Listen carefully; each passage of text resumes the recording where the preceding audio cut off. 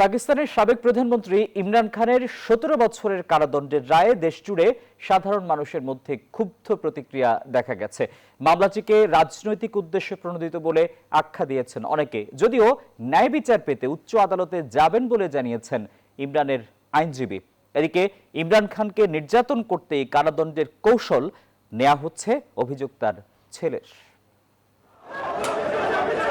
তোশাখানা দুর্নীতি মামলায় পাকিস্তানের সাবেক প্রধানমন্ত্রী ইমরান খান ও তার স্ত্রী বুশরা বিবিকে ১৭ বছরের কারাদণ্ড দিয়েছেন দেশটির একটি আদালত। জানিয়ে প্রতিক্রিয়া জানান দেশটির সাধারণ মানুষ। পদ্মা সেতু, মেট্রো রেল এবং এলিভেটেড এক্সপ্রেসওয়ে নির্মাণের গর্বিত অংশীদার বসুন্ধরা সিমেন্ট। এমন রায়কে রাজনৈতিক উদ্দেশ্য প্রণোদিত বলে আখ্যা দেন অনেকে। একতরফা রায় আখ্যা দিয়ে ক্ষোভ প্রকাশ করেন তারা।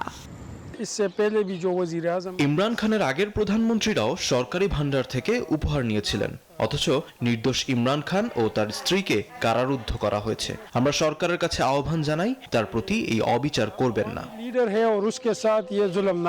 সরকারি প্রতিহিংসামূলক কর্মকাণ্ডকে সমর্থন না করার কথা জানায় দেশটির জামাতে ইসলামী পার্টি। ইমরান খানের বিরুদ্ধে দায়ের করা মামলাগুলো রাজনৈতিক উদ্দেশ্য প্রণোদিত। বল প্রয়োগ ও রাজনৈতিক মামলার মাধ্যমে সাজা প্রদান কোনো সমস্যার স্থায়ী সমাধান নয়। তবে উচ্চ আদালতে ন্যায্য বিচার পাবেন বলে আশাবাদী ইমরান খানের আইনজীবী সালমান সফদার। এদিকে কারাবন্দী পিটিআই প্রতিষ্ঠাতা ইমরান খানের ছেলে কাশিম ও সুলাইমান অভিযোগ করেন, তাকে কারাগারে সম্পূর্ণ আলাদা রাখা হচ্ছে। একে স্পষ্ট নির্যাতনের কৌশল বলেও আখ্যা দেন তারা। আফরিন মৌ, নিউজ 24।